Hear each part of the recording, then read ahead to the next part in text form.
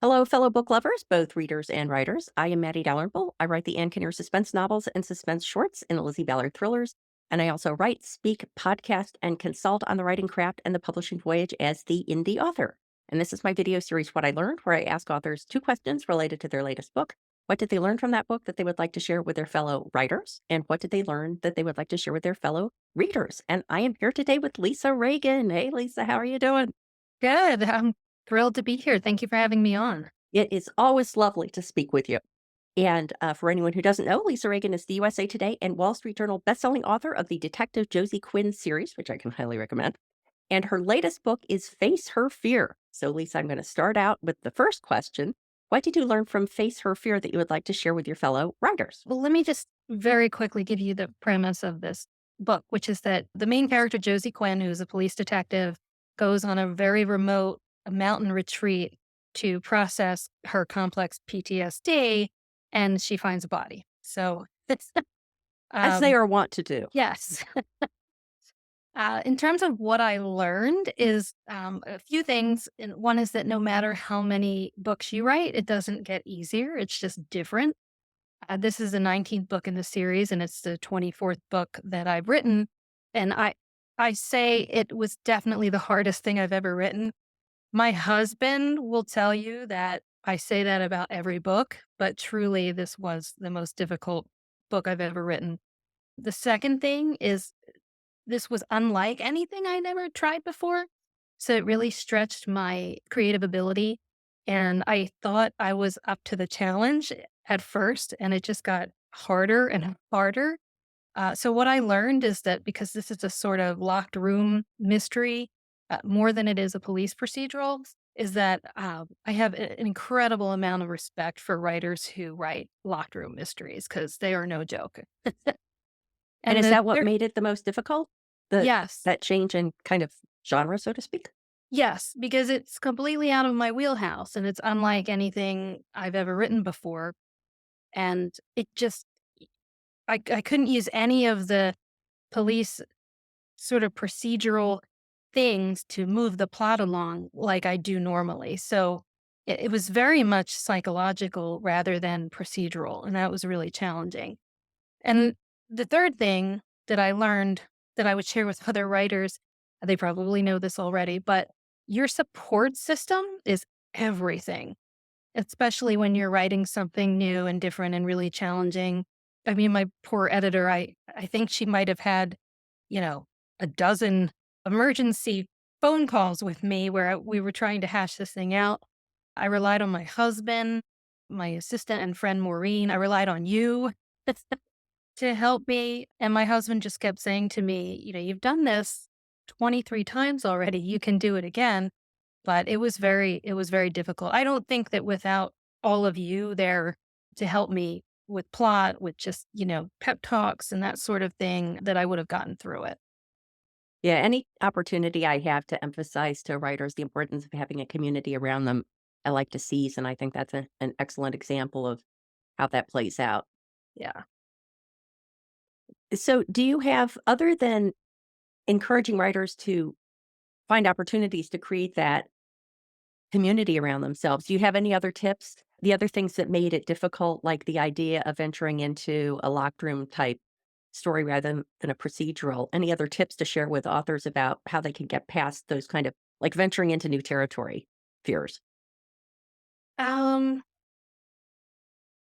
Research. I mean, to be honest, I haven't actually read a lot of Agatha Christie. I read a couple of her books in high school. That was a very long time ago. I don't typically read locked room mysteries. So, and part of me wanted to go into it cold so that there was no chance of me, copying strategies that other writers had done or anything like that. But I still had to research, what are the elements of this. So, and I think that makes it a lot easier. If you're trying something new, you should know what elements make up that sort of book, and it kind of gives you guideposts along the way. Yeah, making sure you hit all the tropes that Yeah. people are expecting to see. And how about from the reader point of view? What did you learn from Face or Fear that you would like to share with your fellow readers? Readers, I was thinking about this, and this is the 19th book in the series, and I realized that this is the first book in which we have seen Noah's point of view. And he is Josie's husband, the most important person in her life. He is a reader favorite. And when I look back, I just couldn't believe that this is the first time we've ever been inside his head. So my readers will be really happy with that. Um, the other thing that I learned was that I didn't really realize how much Josie relies on her team to help her solve crimes and, work out puzzles and that sort of thing.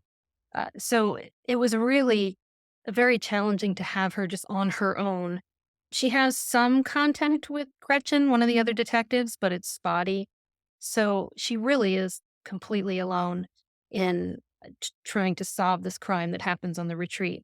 And that was really challenging, but it did make me appreciate the team a lot more. And readers love the team. So in book 20, the team will be back in full force. You will see them on almost every page. And then the third thing is that it was really hard to do a police procedural when there was no procedure. It's not like Josie did not have jurisdiction. She had no tools, no resources, nothing to help her.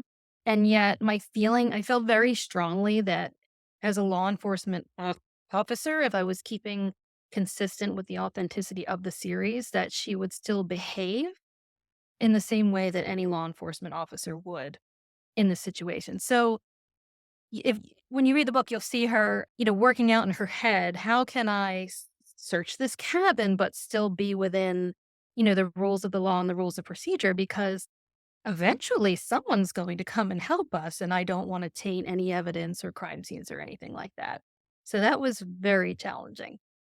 It is sort of interesting that there's a whole different set of procedures, the procedures that guide exactly the kind of scenario you're in. I mean, I'm sure every law enforcement officer must have a circumstance where they have been somewhere, maybe it was just seeing someone run a red light or seeing someone shoplift or something like that. Doesn't necessarily have to be murder, but there must be some official procedure that says if you're in this circumstance, you're sort of a civilian, but here are the steps you can take that are beyond just being a civilian, which I think would be very interesting for your readers to find out that kind of gray area.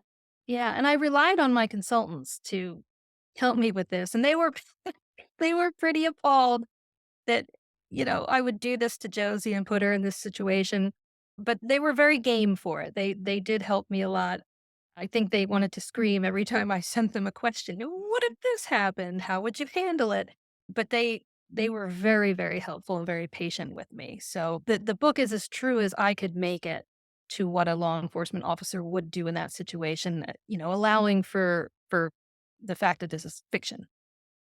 Yeah, and it does present really interesting tensions that I'm sure that she would want to do things that she wasn't really supposed to do. Yeah. It would be an interesting tension throughout the story of her saying, "Oh, well, if this happened in my jurisdiction, this is what I'd be doing, but I can't because of these reasons. What can I do?" That in itself is sort of a compelling conflict that she's going through. Right. And, for example, one of the things that she wanted to do immediately was start to search cabins. And she can't get a warrant. So she can only do a plain view search if she's invited inside the cabin by the occupant. And that was really frustrating and challenging.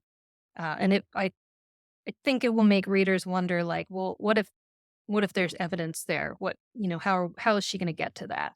So that was part of the challenge. Well, it's interesting that I think that your frustration probably mirrored Josie's frustration. And the other thing that I think is interesting is there's this really clear parallel between you relying on your husband to get you through this book, Josie, ideally wanting to rely on Noah, but not being able to. And then the Yeah. idea of community. We were talking earlier about the community of writers. And then in the case of the book, the community that Josie surrounds herself with, and the fact that they're not as present in this book as they have in other ones. So maybe a fun way to wrap it up that I know your readers would enjoy hearing about is can you give any little preview about will Josie be more surrounded by a community in the next book? Yes. The next book, she is extremely enmeshed with the team. You will get all of the things that you've come to expect from the series in the next book. We're going to be back to normal. there is gonna be a new team member joining, and so you'll get to meet him in book 20. Like, you'll meet him at the end of book 19, but you will get a chance in book 20 to really get to know him and maybe despise him. We'll see. It well, hopefully, there are no despising people in your own community because I know that you've been a huge help to me as well, Thank you. uh, in terms of helping me out with my own book, so I want to take the opportunity to thank you for that. So if people weren't already intrigued by Josie, they're gonna be intrigued now, so please let everyone know where they can go to find out more about you and Josie and everything you do online. Probably the easiest place would be my website, which is www.lisareagan.com. You'll find everything there, all the links to the books where you can purchase them and to my social media. So that's a good one-stop shop for everything you need to know. All right, thank you so much. Thank you.